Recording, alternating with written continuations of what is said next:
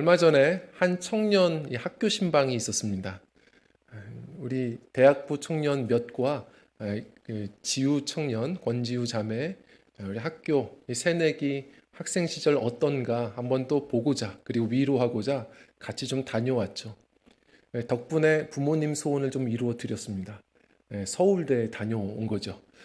가서 또 학교 구경도 하고 그리고 교제도 하고 위로도 나누고 이렇게 오려는데 한 친구가 이야기합니다. 목사님, 우리도 인생 네컷 한번 찍어요. 인생 네컷이 뭔가 했더니 과거에 좀 인기 있었던 그 스티커 사진 같은 거더라고요. 그냥 화려한 조명이 있는 실내가 있는데 딱 들어가 보니까 조명도 환하고 부스들이 마련이 되어 있고 그 부스 안에 들어가 보면 또 같이 함께한 친구들과 그 자동 셀프 사진기에 사진을 계속해서 포즈 잡고 재밌게 찍다가 나중에 그 찍혀 있는 사진들 네 컷을 고르면 그게 출력이 되어서 같이 추억으로 간직하는 그런 문화였습니다. 참 재미있는 문화다 생각했습니다. 재미있는 문화인데 저는 그 이름이 좀 더 많이 기억이 남았습니다. 인생 네 컷? 성도님들은 인생 네 컷이 있으십니까? 정말 우리가 고를 수 있는, 바로 지금 당장 얘기할 수 있는 소중한 삶의 이야기들이 있으시냐는 겁니다. 이번 한 해 인생 네 컷을 얘기해 보세요 하면 고를 만한 컷이 있으십니까? 지금까지 살아오시면서 성도님의 인생 네 컷은 어떻게 됩니까? 고를 수 있으시겠습니까? 나는 과연 기억 남는 그런 때가 있었나? 한번 다시 생각해 보게 되었습니다. 저는 오늘부터요, 이 대림절 기간 룻기 말씀을 가지고 이 룻기 안에 이 룻의 시어머니 나오미의 이 짧은 인생 이야기를 돌아보면서요, 그녀가 마주했던 주 안에서의 참 소중한 기억들, 소중한 그 인생 장면들 우리가 함께 살펴보면서 우리가 이 말씀 안에서 기대를 가지고 또 은혜를 구하며 나아갔으면 좋겠습니다. 혹시 우리 성도님들도 듣다가 내게도 이런 날이 있었지, 잊고 있던 기억이 떠오르신다면 감사하며 이 연말을 잘 매듭지으셨으면 좋겠어요. 혹이나 아직도 내가 절망 가운데 이런 순간을 누리지 못했다 한다면 우리가 함께 한 주씩 나누면서 우리 주님 앞에 구하며 주님 안에서의 소중한 인생의 명장면을 꼭 누리시고 붙드시며 사셨으면 좋겠습니다. 자, 오늘 이 첫 번째는요, 가슴 벅찬 소망의 날입니다. 우리 성도님들의 삶 가운데 가슴 벅찬 소망의 날이 있으셨습니까?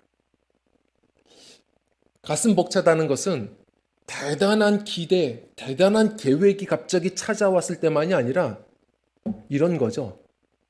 내 마음이 완전히 위축되었을 때, 도무지 재기할 수 없을 것 같은 그 절망의 순간에 찾아온 소망의 빛은 우리의 가슴을 설레게 하게 하고 우리의 가슴을 벅차게 만듭니다. 나오미라는 이 여인이 그랬습니다. 절망의 순간에 소망이 찾아왔던 겁니다. 자, 오늘 말씀은 이렇게 시작을 하죠. 1절입니다. 같이 읽겠습니다. 시작. 사사들이 치리하던 때에 그 땅에 흉년이 드니라. 유다 베들레헴의 한 사람이 그의 아내와 두 아들을 데리고 모압 지방에 가서 거류하였는데, 아멘. 사사들이 치리하던 때에 이렇게 시작을 해요. 자, 사사가 뭡니까? 사실 솔직히 처음 들어보신 분들도 있으실 겁니다. 사사가 뭘까요? 구약 성경에 보면 여호수아서 다음에 사사기, 룻기 이렇게 가는 겁니다. 자, 이 룻기 또한 사사 시대에 있었던 한 가정 이야기다라고 얘기하는 거예요. 사사 시대가 뭔데요? 사사가 뭡니까? 여호수아가 가나안 땅을 정복했습니다. 이제는 떠돌던 이스라엘 백성들이 이제는 가나안 땅에서 살아가는 거예요. 유목민들이 순간 이제는 농경민이 되어버린 겁니다. 그들은 이제 농사를 짓고 살아야 되고요. 재산을 쌓아놓을 수도 있어요. 욕심이 점점 많아지겠죠? 그들이 농사를 져본 적이 없는데 그곳에서 먼저 살고 있던 가나안 원주민들에게 물어봤더니 그들은 오래전부터 바알 우상에게 그 비의 신에게 부탁하면서 농사를 지었다 얘기하는 겁니다.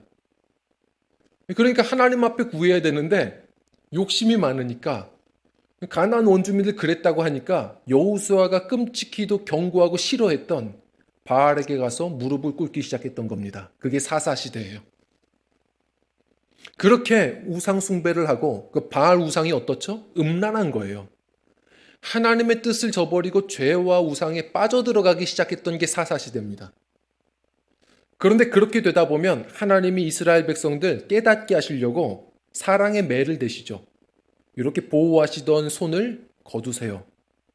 그러면 주변의 이방 나라에서 약탈하고자 찾아 들어옵니다. 고난이 시작되죠. 그러면 그제서야 매맞고 깨달은 이스라엘은 하나님 잘못했어요 회개하면 하나님은 또한 그들을 용서를 하시는데 구해내시는 거예요. 그때마다 하나님이 어떻게 구하셨을까요? 그 이스라엘 백성들 중에 사람 하나를 은혜 주셔서 세우시는 거예요. 왕과 같은, 아직 왕정 시대가 아니거든요. 그런데 필요한 왕과 같은, 그리고 군사와 같은, 그리고 지혜로운 재판관과 같은, 이 사사가 재판관 이런 의미예요. 그래서 순식간에 하나님의 은혜로 그 전쟁에서 승리케 하고 나라를 평온케 하는 그런 영과 같은 사람들이 일어나는데 그들이 사사들이었습니다. 자, 성도님들이 기억하는 기드온, 입다, 힘센 삼손, 그리고 사무엘 선지자도 왕이 나기 전엔 사사였죠. 이게 다 사사예요. 자, 그런데 이렇게 묻는 겁니다. 왜 이렇게 사사들이 많았던 걸까요? 무슨 얘기냐? 하나님께 회개하고 하나님이 구원하시면 정신 차려야 되는데 또 죄 짓는 거예요. 사사기는 계속해서 죄 짓는 이스라엘입니다. 그럼 또 매 맞으면 잠시 회개하고 또 죄 짓는 거예요. 그래서 사사기는 영적으로 암흑기라고 얘기하는 겁니다. 요즘 우리가 이 한국교회와 이 상황들을 사사시대라고 또 얘기하는 거 아닙니까? 영적으로 암흑기인 거예요. 그래서 사사기의 마지막을 보면 이젠 안 되는 거죠. 이렇게 마지막 구절이 이렇게 되어 있습니다. 우리 사사기 22장 25절 읽어보겠습니다. 시작. 그때에 이스라엘의 왕이 없으므로 사람이 각기 자기의 소견에 옳은 대로 행하였더라. 아멘. 이게 무슨 말이겠어요? 이 말이 사실 또 있는데 마지막 결론까지도 또 등장을 하는 겁니다. 이스라엘은 아직 왕정 시대가 아니었다 이런 말도 되지만 무슨 얘기냐? 사실 이 순간에는 하나님이 왕이셨거든요. 이스라엘의 왕은 진정한 왕은 하나님이세요. 그런데 하나님을 인정하지 않고 자기들 뜻대로 마구 살아가던 시대가 사사시대였다 이런 이야기를 하는 겁니다. 우리와 똑같죠? 왜냐하면 우리는 아침마다 예수 우리 왕이여 찬양하는데 예배 끝나자마자 내가 왕이 되잖아요. 한 주 동안 내 뜻대로 살지 않습니까? 사사시대가 그랬던 시대입니다. 그래서 하나님이 깨닫게 하시려고 손을 자꾸 거두시는 거예요. 자, 그런 가운데 흉년이 찾아온 것이죠. 이 흉년의 때에 하나님이 사랑하셔서 깨닫게 하시려고 손을 거두신 거거든요. 하나님을 오해하지 마십시오. 택하신 이스라엘 백성들 점점 절망으로 빠져가는 것 같지만 하나님은 이 순간에도 소망의 일을 동시에 시작하셨다 이거예요. 무슨 말이냐? 룻기가 뭡니까? 앞으로 하나님이 귀히 쓰실 다윗 왕, 예수님의 가문 어떻게 세워졌지? 다윗의 이 증조모, 이 모압 여인 룻이 어떻게 그 가문의 조상이 될 수 있었지? 이 순간에 그 가정을, 그 소망의 미래를 만들어 가시는 한 가정 이야기를 지금 하고 계시는 거예요. 자, 이게 룻기입니다. 하나님께서 깨닫게 하시려고 온 나라에 지금 손을 거두신 겁니다. 흉년이 찾아왔어요. 어디예요? 베들레헴까지 찾아왔습니다. 베들레헴. 바로 예루살렘 근방에 있는 작은 마을이에요. 근데 베들레헴이라는 이름의 뜻이 뭔지 아십니까? 베트, 집입니다. 레헴, 이게 떡이에요. 떡집입니다. 떡집에 흉년이 들었다. 무슨 의미인지 아시겠죠? 이게 완전한 흉년인 거예요. 이런 거죠. 우리가 지명을 이렇게 지을 때 보면 의미 없이 짓지 않습니다. 대전 뭡니까? 큰 밭이에요. 다시 말해 지금도 대전 가면 다 한밭 도서관, 뭐 한밭 수목원, 이 밭이 큰 겁니다. 그런 넓은 평야, 그래도 곡식이 많은 지역에 곡식이 말랐다 하면 전체 나라가 흉년인 거예요. 지금 이 베들레헴까지 떡이 말랐습니다. 이런 순간이 되자 바로 이 나오미의 가정, 이 가정의 가장 엘리멜렉이 잘못된 선택을 합니다. 우리 2절 말씀 읽어보겠습니다. 시작. 그 사람의 이름은 엘리멜렉이요 그의 아내의 이름은 나오미요 그의 두 아들의 이름은 말론과 기럐이니 유다 베들레헴 에브라 사람들이더라.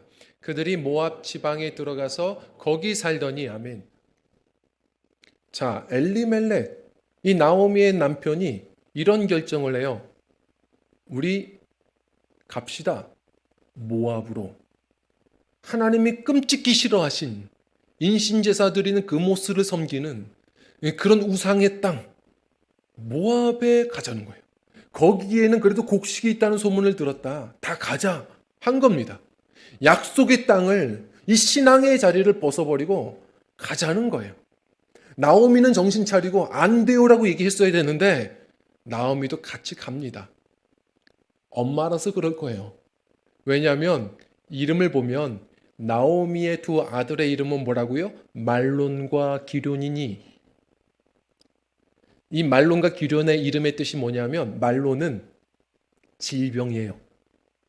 기럐은 쇠약함입니다. 아니 아무리 그래도 그렇지 애가 미워도 이름을 질병으로 지으실 분이 있습니까? 질병아 사랑한다. 하나님 우리 가정에 질병 주셔서 감사합니다. 불러도 괴롭지 않으시겠어요? 나중에 이 아이가 커서 의사라도 약사라도 돼보세요. 이 질병 누가 찾아오겠습니까? 이런 괴로운 이름을 왜 지어주는 겁니까? 제가 보기에는 흉년이 길어지니까 이 아이들이 태어나서 먹지 못하니 당연히 쇠약했던 것 같고요. 이거 보고 있는 엄마는 끔찍한 겁니다. 언제 죽을지 모르는 아이들 그냥 질병으로 그냥 쇠약해서 그대로 불러주던 게 어느 순간 커가면서 이름이 되어버린 것 같아요. 이 아이들 살게 하기 위해서 나오미도 신앙 내려놓고 가버리는 거 아닐까요? 우리도 그렇지 않습니까? 목사님 아이 다 키우고선 제가 예배 나올게요. 제가 아이들 대학 보내고 나서 좀 해볼게요. 성도님들 우리가 때로는 또 자식 때문에도 우리의 신앙이 막 무너져 내릴 때도 분명히 있습니다. 나오미는 그래서 떠난 거예요. 같이 떠났습니다. 그들의 계획대로 괜찮아졌을까요?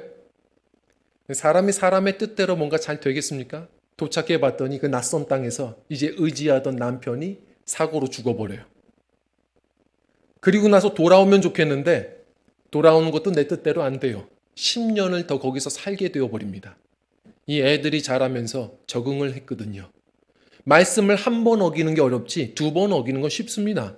이 아이들이 신앙에서부터 멀어지기 시작하니까 이 아이들이 하나님이 경고하셨던 이방 여인들과 만나고 결혼까지 해버렸어요.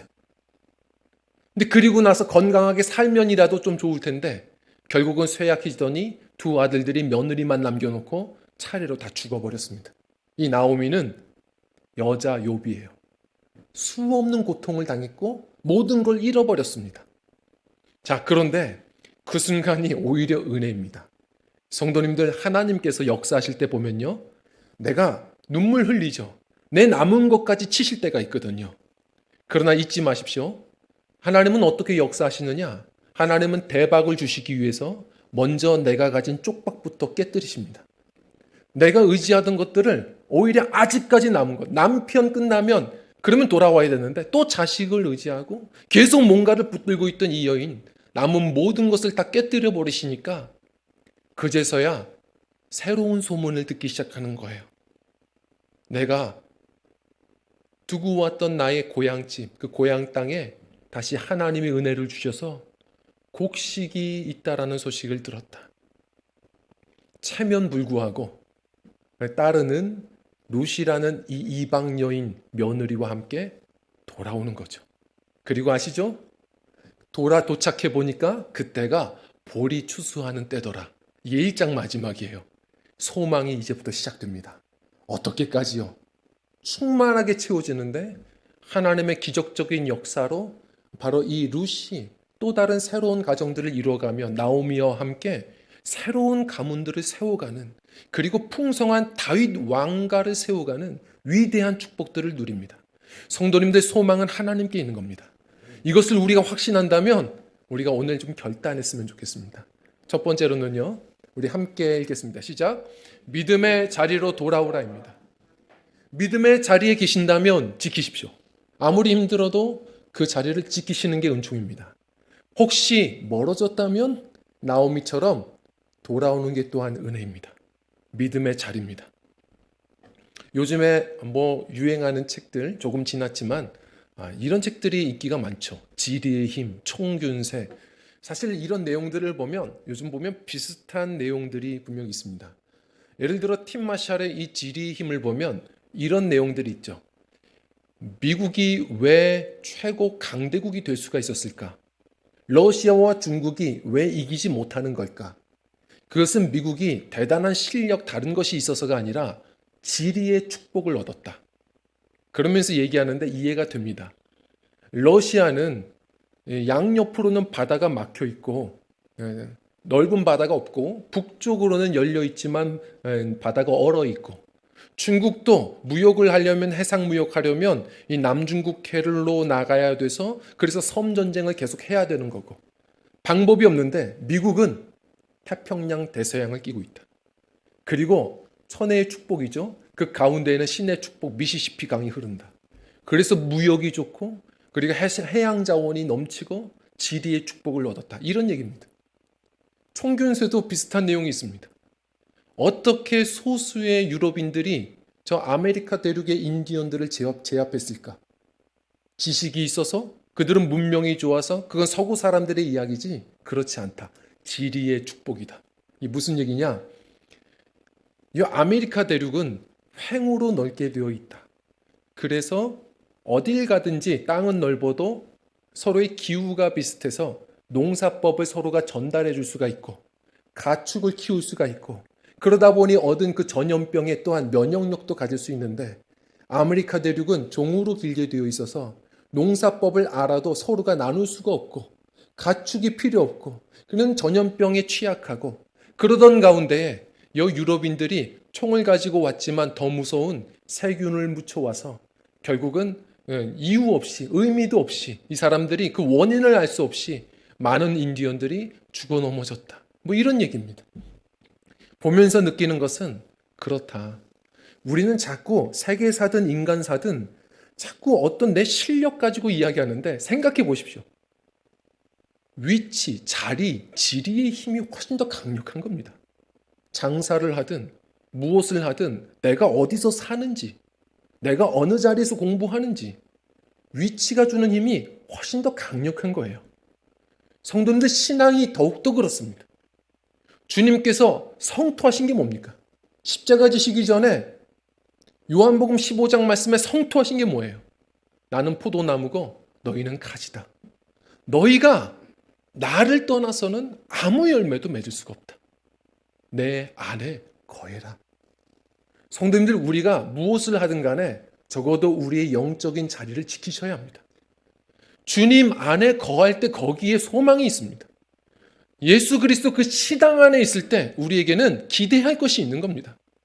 아무리 바쁘고 분주해도 자꾸 믿음의 자리로 나아가는 발버둥이 우리에게 있어야 한다는 겁니다. 예배도 마찬가지입니다. 저도 예배의 자리 여기저기 다 앉아봤지만 확실히 느낍니다. 이왕이면 더 일찍 앞자리를 사모하셔야 됩니다. 가끔 보면 앞자리는 좀 비어요. 오셔야 됩니다. 저 백신 맞았습니다. 자꾸 앞으로 오셔야 돼요. 제가 뒤에서도 이제 목회자라 가끔 이게 앉아서 이게 준비 찬양도 하고 보는데 확실히 틀려요. 이 뒤에 있으면 집중이 안 되고 사실은 그렇게 크게 은혜가 안 됩니다. 어두운 밤에 김 지사님 오셨어요? 캄캄한 밤에. 박 지사님 머리 새로 하셨네. 이게 1시간 내내 집중이 잘 안 돼요. 다 보입니다. 그런데 언젠가 다 차 있어서 제가 중간쯤에 이렇게 앉아 보니까 이게 은혜가 충만한 거예요. 우리 교회 예배 참 뜨겁구나. 너무 감사한 거예요. 그래서 록펠러 이 최고의 부호의 어머님은 유언으로 너 예배 시간에 앞자리에 앉아라 이거 아니었습니까? 사실 우리의 몸의 자리만을 얘기하는 건 아닙니다. 무엇을 선택하든 어떻게 하면 내가 주님께 더 가까이 나아갈 수 있을까를 고민하는 것이 우리의 모든 선택의 우선순위셔야 합니다. 내가 이사를 하든 내가 이직을 하든 내가 편입을 하든 삶의 무거운 모든 선택 가운데 우리는 돈과 빵만이 아니라 어떻게 하면 내가 주님과 더 가까워질 수 있을까? 이것이 우리의 삶의 큰 우선순위여야 할 줄 믿습니다. 주님 안에 거하는 것이 소망이니까요. 성도님들 그리고 서로가 그것을 붙잡아 줘야 됩니다. 나오미는 참 사람의 성품이 좋은 것 같아요. 이 사람이 자녀들까지 다 죽어 넘어지니까 며느리만 남았어요. 모압 여인들 어떻게 해야 됩니까? 사실은 데리고 가면 됩니다. 왜냐하면 고대의 결혼은 아시죠? 돈 주고 그 신부집에 돈 주고선 데려오는 거예요. 자, 그러면 자신의 마음대로 해도 됩니다. 그런데 이 나오미가 뭐라고 하냐면 너희들 며느리들 너희들 고향으로 가고 싶으면 가도 좋다. 나는 내 고향 바로 약속의 땅으로 가려고 한다. 그랬더니 룻은 따라와요. 어머님의 하나님이 나의 하나님입니다. 신앙으로 더 붙쫓아요. 이 룻은 그래서 사는 겁니다. 그런데 또 다른 며느리는 그렇지 않았어요. 돌아가 버립니다. 성도님들 여기서 우리가 결정해야 됩니다. 신앙생활은 타협하면 안 됩니다. 제가 목회를 하면서도 느끼지만 가끔은 불편하시죠? 목사님 좀 편안하게 해주시지 왜 자꾸 교회 나오라고 합니까? 왜 자꾸 기도하라고 하십니까? 제가 가끔은 다른 곳에서는 잔소리하는데 이 부분은 잔소리를 하거든요. 얼마 전에도 우리 변진훈 지사님이 저희 집 옆으로 이사를 오시더라고 이번에. 그래서 마음이 어때요? 그랬더니 풀이 죽어 있어요. 그래서 왜 그래요? 그랬더니 마치 교장 선생님 옆집으로 가는 것 같답니다. 그래서 내가 그런 이미지구나. 성도님들 그런데 이해해 주셔야 됩니다. 목회는 인정으로 하면 안 되는 거더라고요. 이게 사는 문제이기 때문에 그렇습니다. 더 교회 나와야 되고 기도하셔야 됩니다. 이거 해야 되더라고요. 우리 서로가 그래야 됩니다. 초대교회는요. 서로 인사가 다른 게 아니었습니다. 주님께 더 붙어 있으시다. 이게 인사였어요. 함께 서로 인사하고 서로 붙들어주는 그 교회 공동체가 되어서 같이 생명의 길을 걷고 같이 승리하는 교회가 되기를 주의 이름으로 축원합니다. 우리가 그런 신앙생활 해야 됩니다. 물론 잊지 마십시오. 신앙생활 해도 고난이 있습니다. 베들레헴에도 흉년이 왔으니까요. 자, 그러나 아시다시피 베들레헴의 흉년은 끝까지 가지 않습니다. 신앙의 자리에서 하나님이 주시는 축복 그리고 고난은 다 의미가 있는 것이죠. 반드시 우리를 깨닫게 하시고 영적인 복을 주시고 그리고 우리의 삶의 복도 회복시키시는 하나님이신 줄 믿습니다. 그래서 그 자리에서 축복도 고난도 다 당하시는 게 합력하여 선으로 나가는 은총인 줄 믿습니다. 제가 목회를 해보면서요. 고난의 이 능력도 경험해 봅니다. 전 고난을 좋아하진 않습니다. 그런데 그 힘을 압니다. 제가 새벽 예배 때도 잠시 나눴지만 새신자들과 청년들은 열정이 있습니다. 그래서 힘도 있고 헌신도 잘하고 은혜 충만도 잘 경험합니다. 그래서 배울 게 많아요. 그러나 한편으로는 불안할 때도 많습니다. 왜냐하면 아직 신앙의 그릇이 크지는 않아서 그래요. 신앙의 그릇이 크지 않다 보니 채워지는 것은 쉬운데 고난이 한번 오면 출렁거리면 다 쏟아버릴 때도 많습니다. 그런데 신앙의 고난을 주님과 함께 많이 돌파해 오신 권사님들, 장로님들, 목사님들 보면 깊이가 있습니다. 울림이 있어요. 이분들은 사실 잘 안 채워져요. 예전과 같은 기도 생활 가지고는 안 됩니다. 늘 항상 첫사랑을 구합니다. 이게 기도 제목인데 잘 안 채워주실 거예요. 그런데 그릇이 어느 순간 커져버린 것이죠. 그래서 채워지기는 어렵지만 고난이 와보면 압니다. 출렁거려도 다 쏟지 않아요. 또 그 자리를 지키고 또 한결같은 신앙의 길을 걷는 모습들을 봅니다. 성도님들, 그래서 때로는 고난도 필요한 겁니다. 아무리 신앙생활을 해도 주님과 고난을 돌파해보지 못하면 깊이가 깊지가 않아요. 축복은, 따라하겠습니다. 축복은 그릇을 채우는 것이지만 고난은 그릇을 키우는 것이다. 축복은 채우는 은혜예요. 그런데 고난은 키우는 은혜입니다. 우리를 갈수록 이제는 전과 같지 않고 말과 경주하여도 승리하는 자들, 요단의 창이라면서도 승리하는 자들로 주님이 세워가시려고 우리에게 때로는 고난으로 그릇을 키우시는 하나님이신 줄 믿습니다.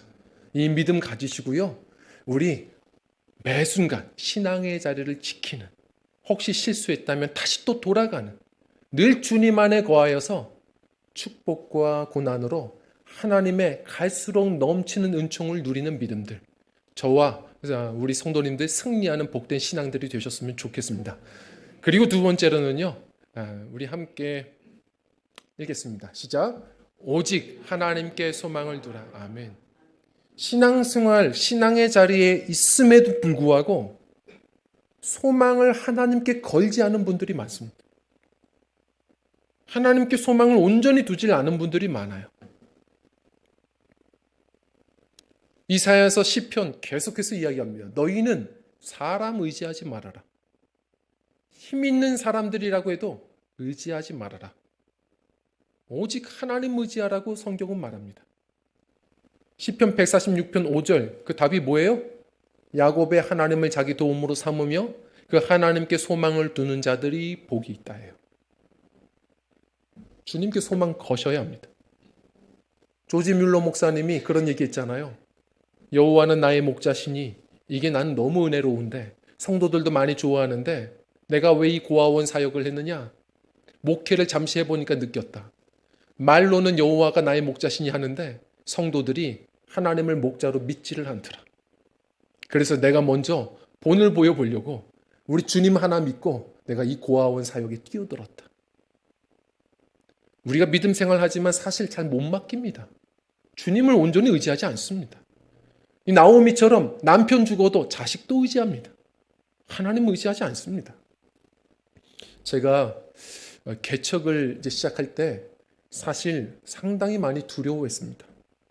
겁을 많이 내고 고민이 많았어요. 그래서 금식 기도원에 가서 금식하고 기도를 하는데 하나님 뭐라도 사인을 주십시오. 그래서 제가 좀 더 당당하게 용기 내어서 갈 수 있을 것 같습니다. 그러고 있는데 마지막 때까지, 마지막 설교 시간까지 아무런 말씀을 주시지 않는데요, 마지막 예배에 제가 사활을 걸었죠. 기도를 하고 눈을 떠보니까 웬걸요, 발음도 시원찮은 나이가 많으신 노세현 목사님께서, 은퇴하신 목사님이 거기에 강사로 설교를 시작하신 겁니다. 처음에 옆 사람과 인사하시죠 하는데도 발음이 안 좋으세요. 야, 오늘 끝났다. 무슨 얘기인지를 못 알아들을 것 같아요. 하나님은 이러시지 싶어서 제가 뾰루퉁에 있는데 듣다가 빠져들었고, 그 간증이 저는 지금까지 그 대사도 잊지를 못할 정도입니다. 이렇게 이야기하셨습니다. 제가 대충 흉내내서 얘기하겠습니다. 저는 어렸을 때 시골에서 살았습니다. 너무 심심해서 누가 나 좀 전도 안 하나, 그래서 담장 옆에 항상 주일만 되면 걸어 다녔습니다. 그런데 다들 지들끼리 교회 가는데 날 전도를 안 합니다. 그런데 그러다가 한 번은 드디어 친구가 눈이 맞았고 저를 전도해 줬습니다. 그래서 처음으로 교회를 갔습니다. 갔더니 목사님이 처음으로 설교를 전하십니다. 무슨 얘기를 하시는지 모르겠는 거예요. 그러면서 계속 합니다. 그 목사님이 설교를 전하시는데 듣는데 성탄절이었습니다. 선물이라도 받을까 봐 기대했는데 그 목사님 설교가 그랬습니다. 처녀가 아이를 낳았답니다. 나는 이 미친 소리를 믿지 못하겠다. 그래서 집으로 도망갔고 다시는 교회 안 간다 결심했습니다. 그런데 한 번 전도한 그 친구가 그 다음부터는 매주 찾아옵니다. 귀찮게 하지 말라 했는데 몇 달 동안 계속 와서 교회 한 번만 더 나와보라고 계속 이야기하다가 이번 주에는 꼭 오라고 계란 준다고. 부활절이었습니다.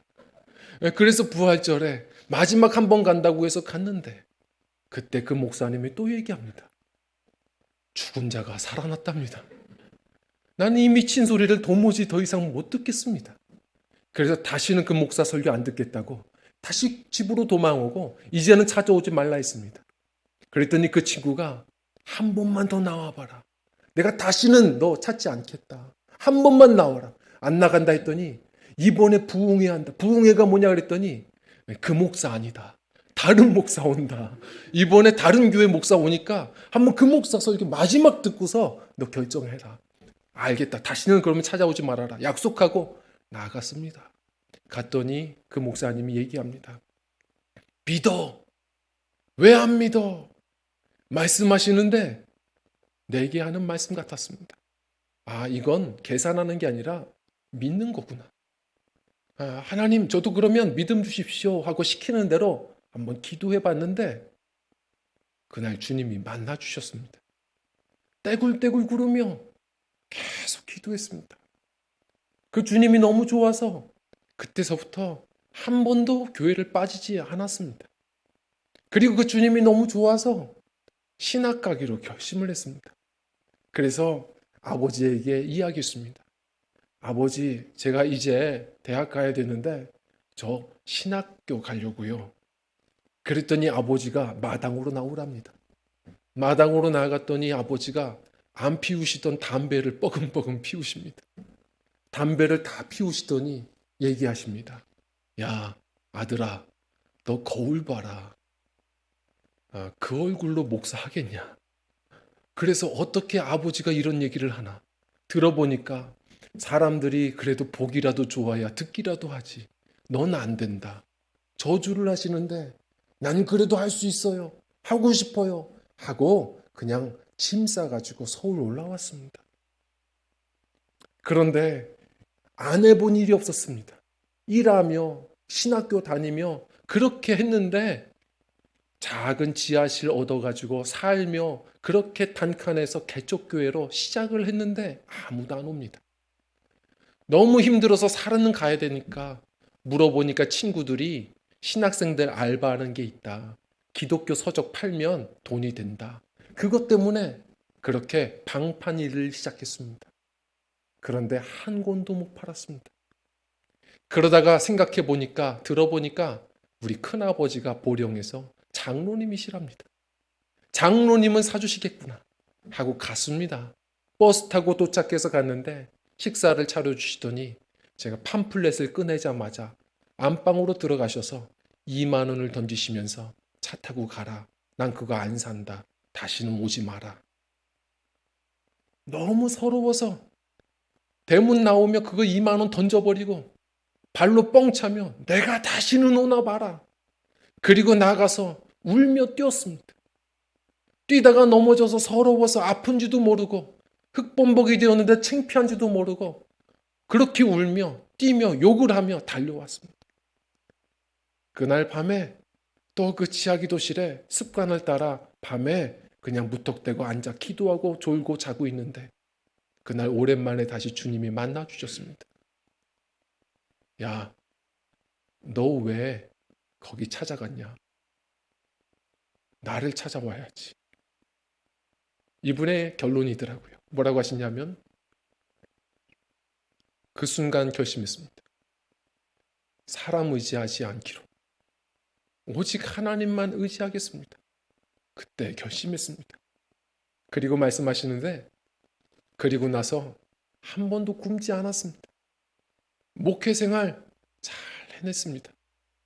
그리고 기대하는 것 이상으로 제가 이 장로교단의 총회장이 또 됐습니다. 저는 누군지도 몰랐는데 그렇게 살아오신 분이었더라고요. 제가 거기서 답을 또 찾았고 이게 정답이구나 깨달았습니다. 네, 얼마 전에 그 유기성 목사님의 하나님만 의지하라 이런 책이 있거든요. 거기도 보니까 그런 비슷한 내용이 있어요. 선교사님 중에 대화를 나눠보니까 깡패 출신이 있습니다. 왜 그렇게 살아오셨어요? 물었더니 예, 우리 어머님 때문에요. 우리 어머님이 집사님이신데 어렵게 저 혼자서 저를 키워내셨습니다. 아버지 없이 키우셨어요. 그런데 초등학교 때부터 얘기하시기 시작했습니다. 엄마는 너만 믿는다. 교회를 가도 장로님들이 네 엄마는 너만 믿는다. 잘 커라. 그게 너무 부담스러웠습니다. 그 어렸을 때부터 엄마는 집사님인데 하나님 믿지. 왜 나를 믿어? 괜히 그 신앙에도 실망스러웠고 그리고 부담스러웠습니다. 그래서 엄마 나 믿지 마. 그리고선 집을 나와버렸는데 그때 나쁜 친구들과 어울리고 그러면서 그렇게 살아왔습니다. 우리 성도님들 누구를 의지하십니까? 우리 자녀 의지하지 마십시오.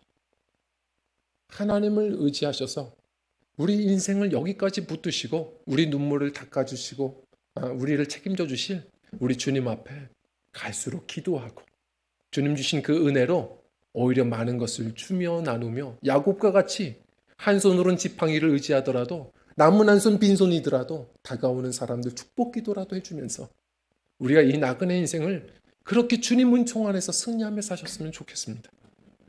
주님을 의지하는 자들이 자녀를 아름답게 사랑할 수 있는 것 같습니다. 자녀들도 마찬가지입니다. 부모님 의지하지 마십시오. 하나님 의지하십시오. 부모님을 통하여서 신앙의 유산을 받았다면 그거면 족합니다. 주님 의지하시고 부모님을 공경하십시오. 언젠가 한 목사님이 그런 얘기를 하더라고요. 자신이 젊은 시절에 아무것도 없이 홀어머니 밑에서 자라왔는데 말은 못하겠고 꿈은 유학을 해서 신학 유학을 하고 돌아오는 것인데 돈은 없고 알바를 해서 편도로만 그냥 편도 비행기표만 얻어가지고 출발하셨다는 거예요. 근데 어머님이 아시고 갈 때 마중 나오시더니 봉투를 두둑하게 주시더라는 겁니다. 엄마가 돈이 어디 있어서. 그래서 자신도 급하니까 너무 고마운 마음에 가지고 와서 비행기에서 꺼내보는데 돈이 아니라 편지예요. 이분이 웃으면서 얘기합니다. 그때 그 편지가 뭐였냐면 빌립보서 4장 19절 말씀 한 장 딱 써 있습니다. 읽어볼까요? 시작. 나의 하나님이 그리스도 예수 안에서 영광 가운데 그 풍성한 대로 너희 모든 쓸 것을 채우시리라. 아멘. 처음에 실망했는데 이 말씀을 붙들고 살아왔대요. 100만 원이었으면 살았을까? 엄마가 1000만 원을 줬으면 살았을까? 이 말씀 때문에 살았답니다. 힘들 때마다 인생의 고비 때마다 이 말씀 붙들고 풍성하게 채우실 분은 하나님이시라는 믿음 가지고 기도하기 시작하는데 그 이민교회에서도 목회가 되었고 와서도 또 한국교회에서도 청빙이 되었고 이렇게까지 목회 생활하는데 어려움이 없었다고. 우리 성도님들 오직 소망은 하나님께 있음을 기억하셨으면 좋겠습니다. 이 나그네 여정 속에 다른 것 의지하지 마십시오. 오히려 그러면 의지하던 쪽박도 깨뜨리실 것입니다. 소망이 하나님께 있음을 기억하고 기도하며 그분의 채워주심을 누리고 많은 이들을 축복하며 사랑하는 복된 은혜의 삶이 되셨으면 좋겠습니다. 오늘 6절 말씀은 이렇게 마무리 짓습니다. 읽겠습니다. 시작. 그 여인이 모압 지방에서 여호와께서 자기 백성을 돌보시사 그들에게 양식을 주셨다 함을 듣고 이에 두 며느리와 함께 일어나 모압 지방에서 돌아오려 하여. 아멘. 자, 쪽박이 깨지고 나서 하나님의 소망의 대박이 시작이 됩니다. 제가 인생 내 것을 그때 신방하며 함께 찍는데 한 청년이 저에게 팁을 알려줘요. 목사님, 저기 있는 큰 화면 보시는 거 아니에요? 카메라 보셔야 돼요. 그래서 무슨 얘기인가 했더니 대부분이 다 나이 드신 분들은 와서 저 화려한 화면 보다가 초점이 다 다른 데 간대요. 카메라를 봐야 된다는 거예요. 제가 거기서 배웠습니다. 우리 또한 그렇게 살아갈 때가 얼마나 많나요? 화려한 사람들과 세상 바라보느라 나를 보고 계시는 하나님께 초점을 못 맞출 때가 참 많은 것 같아요. 그분이 우리의 소망이신데 말입니다. 우리가 그 신앙의 자리를 지키고 하나님께 소망을 걸며 살 때 하나님은 영육간에 복을 주시며 함께 하시는 주님이신 줄 믿습니다. 6절 말씀처럼 말입니다. 때로는 훈련시키시기 위해 이런 우리에게 삶의 흉년도 주시지만 결국은 때에 따라 주님께서 이렇게 그들을 돌보시고 권고하시는 하나님이세요. 여기서 이 돌보시다라는 말이 파카드라는 말입니다. 이게 뭐냐면 찾아오다라는 말이에요. 멀리 출장 가신 것 같은, 하나님이 멀리 도망가신 것 같은, 사라지신 것 같은 그런 때를 경험할 때도 있으실 겁니다. 그러나 신앙의 자리를 지키고 우리가 주님 앞에 소망을 거는 사람들은 반드시 하나님이 출장 갔다 오시는 아버지가 모든 것을 가지고 오시는 것처럼 우리의 모든 필요를 하시는 주님이 영육간에 채우시고 그 은혜로 붙드시는 줄 믿습니다. 우리 신앙의 자리로 나아가는, 그래서 갈수록 시간이 더할수록 주님과 멀어지는 데크레센도가 아니라 갈수록 주님과 가까워지고 갈수록 천국에 가까워지고 갈수록 하나님의 계획, 그 뜻에 가까워지는 우리 아름다운 소망의 인생, 크레센도의 신앙의 삶들, 우리 저와 성도님들의 복된 신앙의 여정이 다 되시기를 주님의 이름으로 간절히 축원합니다. 우리 찬양하고 기도하는 시간 갖겠습니다.